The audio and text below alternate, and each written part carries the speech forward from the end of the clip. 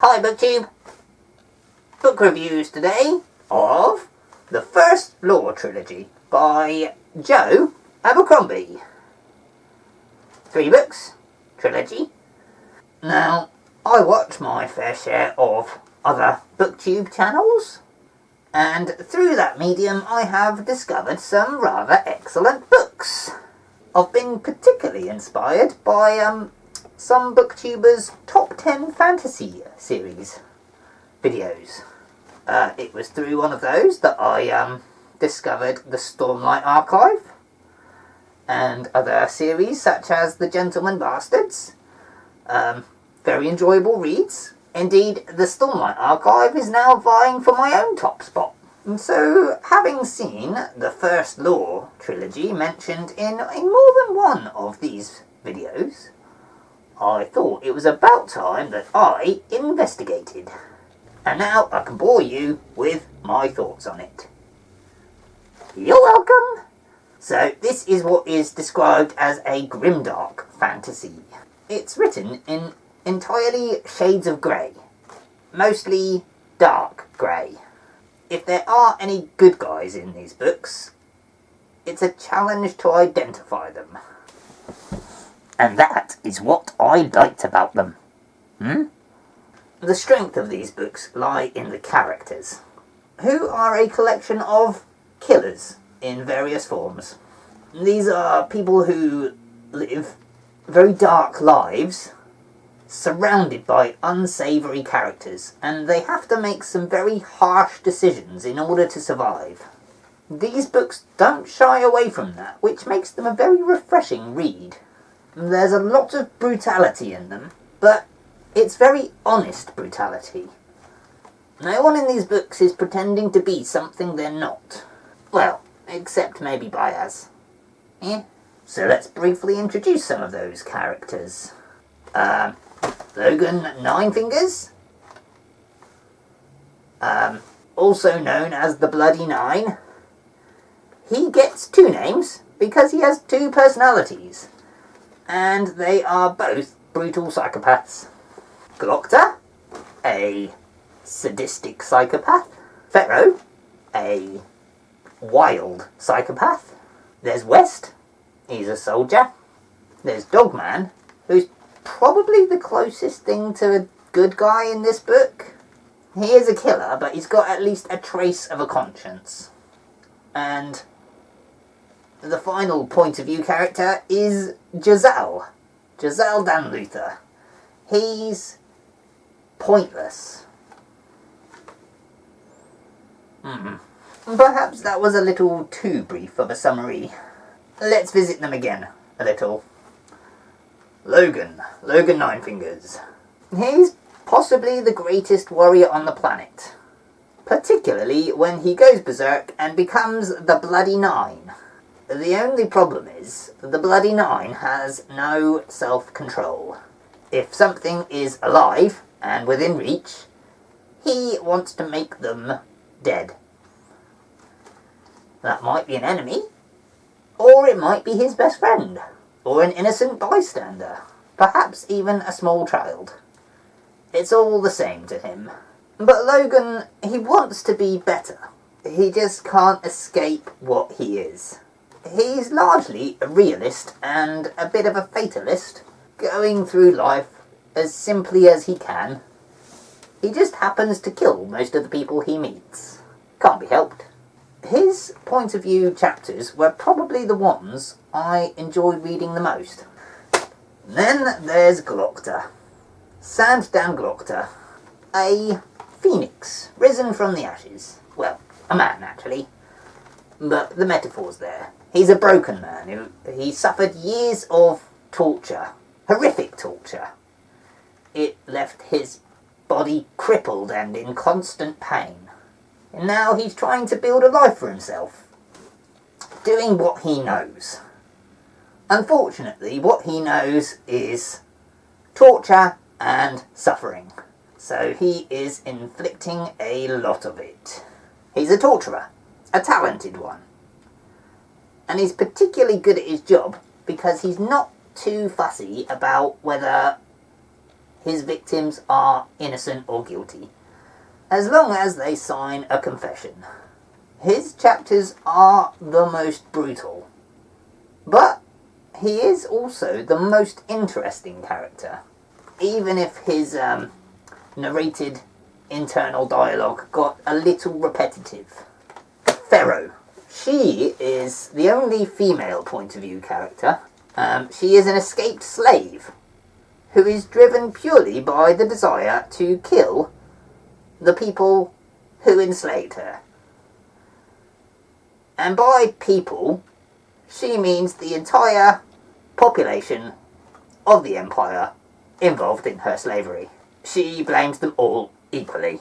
She also happens to be part demon, which makes her very effective at hunting and killing people, most of whom had nothing to do with her slavery. But never mind. West is a fairly traditional soldier. Not a lot more to say about him. Quite a bland character, but he does at least drive the plot forward a fair bit. Dogman. He is a gifted scout and an effective killer. He's probably the only character that I was actually rooting for. I enjoyed his chapters for their simplicity. There was one minor and quite inconsequential scene that really stuck with me, and it's when the Dogman finds a farm that has been burned out and the farmers hanged for no good reason. Dogman and his small crew of warriors, they find the perpetrators, kill some of them, capture some of them. I think they captured 2. One is rather unrepentant and comes to a fairly quick end. But the second of their captives, basically a young lad, new to the murder scene, and he was pretty much forced to go along with this bad stuff. He didn't agree with it, and Dogman kind of feels sorry for him.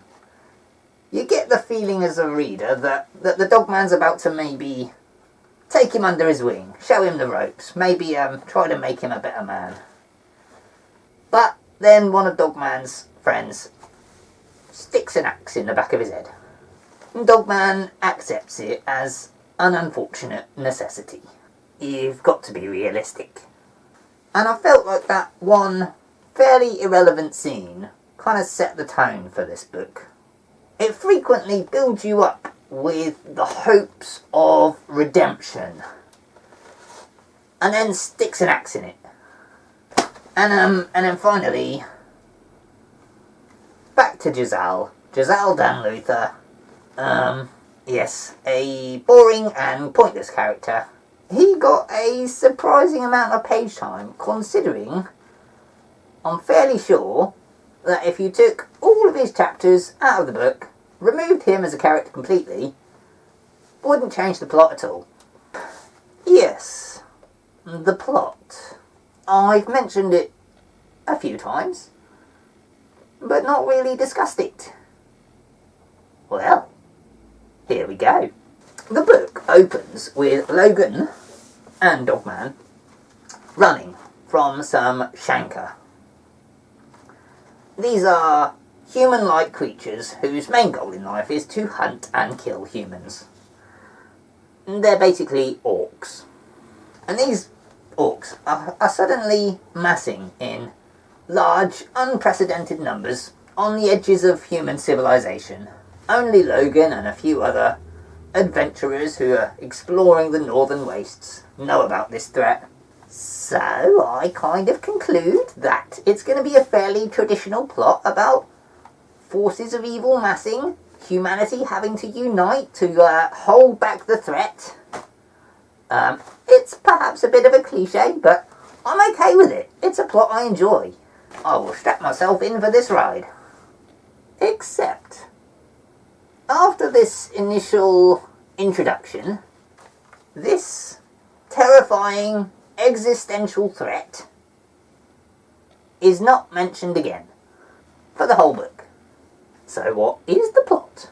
Well, a synopsis of book 1 is that a group of strangers get together and prepare to go on a journey to an unknown place for an unknown reason. Oh, and Glockter tortures some people. Well, that was just book 1 of a trilogy. On to book 2 for bigger, better things. And I guess this is where this review becomes a bit spoilery. So, spoiler warning. Book 2 synopsis would be: group of strangers go on an adventure to retrieve a magical atomic bomb that's been hidden at the edge of the world, but it's not there, so they go home. And Glockter tortures some more people. Now, I didn't hate that. The idea that this merry band of adventurers, stroke psychopaths, had a wasted journey, I was okay with that. You know, it happens. Sometimes things don't pan out. However, spending a whole book going down that road did feel a little indulgent.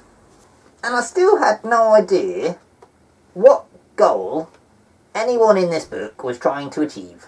And why hadn't those hordes of Shankar, stroke orcs, been mentioned again? Still nothing. So, with some concern, I moved on to book 3. Surely all is set to be revealed.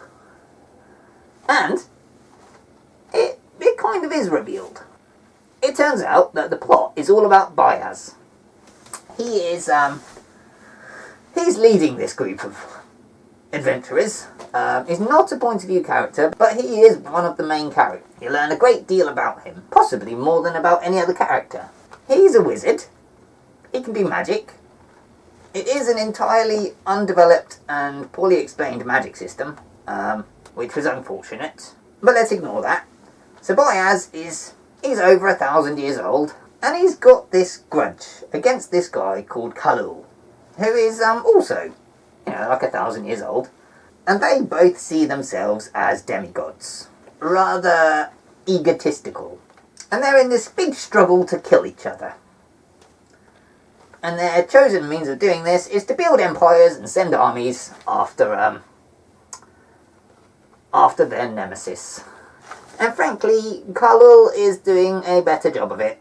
He's got a bigger empire, a bigger army, and lots of somewhat cannibalistic apprentice wizards. He sends a huge army to kill Bayaz, who, in a rather disappointing twist at the end, conveniently finds this magical atomic bomb at the last minute and destroys this army, irradiating thousands of innocent people in the process. But, never mind. Khalul never actually left his palace, still has a big empire, can probably just put together another army and send another one the next day. And at the last minute, all of these characters, Logan and Pharaoh and Jazal and Glockter, they've all made some small steps of personal progress across these 3 books. But then in the last few chapters, they throw it all away, go back to their old ways. Nothing is achieved in this trilogy. Everything went back to the way it was at the start. And still, those hordes of Shankar are not mentioned again. Presumably just still waiting to descend upon humanity and sweep them away. No idea, because it was just forgotten about. So while I loved some of the characters in this book, as a story, it's a truly terrible failure. I see why people enjoyed reading the series as something refreshing and a bit different, but it shocks me that anyone would put this in their top 10. I won't. Bye.